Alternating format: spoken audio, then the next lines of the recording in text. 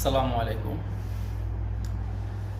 বাংলাদেশের যদি নির্লজ্জ বেহাইয়া, যার কোনো মান সম্মান কিছুই নাই, সে হলো আমাদের টাকলা ইকবাল পরিচালক।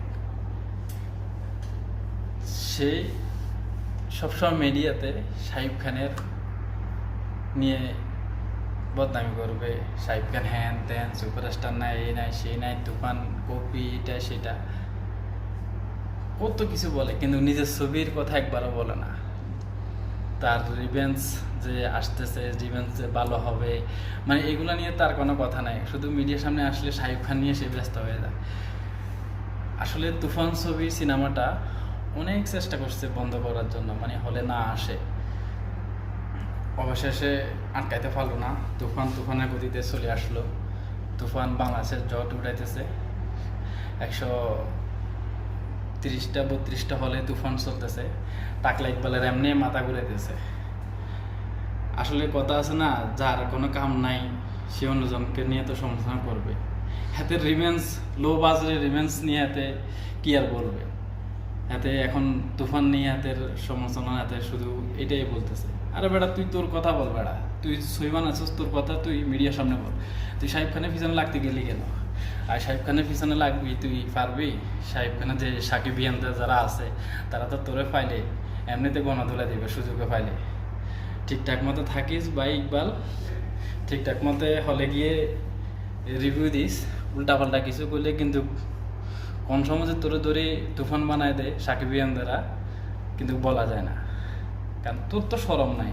তুই মাতাল হয়ে মনে হয় মিডিয়ার সামনে আসস, কি ডেট ছাড়া গাঁজা খাইয়ে আসস, উল্টা পাল্টা শাহিব খান নিয়ে বকস। আরে বেটা শাহিব খান বাংলাদেশের মেগা স্টার, সুপার স্টার, ওর পিছনে লাগে তুই পারবি? আজকে দেখছো তুফান কি করতেছে, বাংলাদেশের জট উড়াইতেছে। পারবি তোর একটা ছবি দিয়ে এরকম জট উড়াইতে? 130টা ফল নিয়ে একা চালাইতে পারবি না। তো যেহেতু পারবি না, সেহেতু শাহিব খানের পিছনে লাগতে আসিস কেন রে ভাই? টাকলা ইকবাল সাবধান হয়ে যা, নাহলে সাকিবিয়ানদেরা তোরে জাগা মতো ফাইলে কিন্তু বলে দেবে। মনে রাখিস কথাটা। পারলে তুই একটা এরকম ছবি বানাই দেখা, রায়ান রাফির মতন। তুফান, বেটা তুফান 2 আসতেছে, তোর মাথা আরো পাগল বানাই দেবে। তোর পাবনা ভর্তি করানো লাগবে এবার। ডেড বডিতে যে মর্গে যায় পড়ে আছে, তুই হচ্ছে মর্গে যাবি কি এখন? সো সাবধান, শাহিব খানের লগে লাগতে আসিস না। এই পর্যন্ত শাহিব খানের লগে যারা লাগছে তারা কিন্তু খেরে গেছে, কেউ আগাইতে পারে না। শাহিব খান কিন্তু তার গতিতে আগায় যেতেছে, কারণ সে সুপার স্টার, সে আগাবে।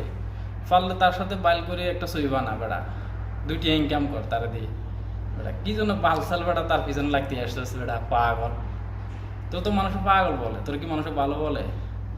তুই যে মিডিয়ার যে বক্তব্যগুলো দিস ওগুলো কমেন্ট করিস যদি তোর সময় থাকে, দেখবি তোর মানুষে কি গালাগালি করতেছে।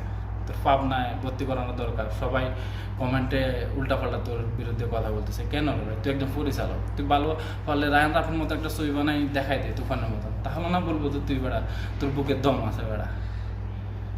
সো সাবধান, শাহিব খানের পিছনে লাগতে আসিস না, তাহলে কিন্তু সারকার হয়ে যাবে।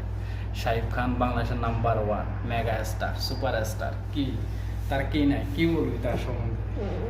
বেটা একটা সাকিবিয়ানদেরা একটা শাহিব খান, বুঝছস? সো আউল বাউল বকিস না, মায়েরও খাইস না।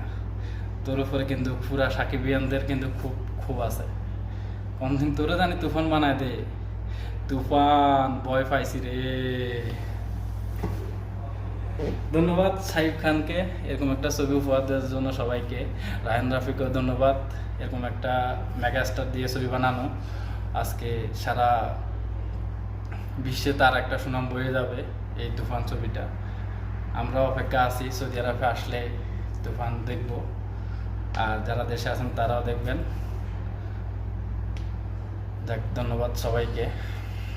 যারা তুফান দেখছেন তাদেরকে অসংখ্য ধন্যবাদ। যারা দেখেন নাই তারা অবশ্যই গিয়ে হলে গিয়ে তুফান ছবিটা দেখবেন আশা করি। ওকে।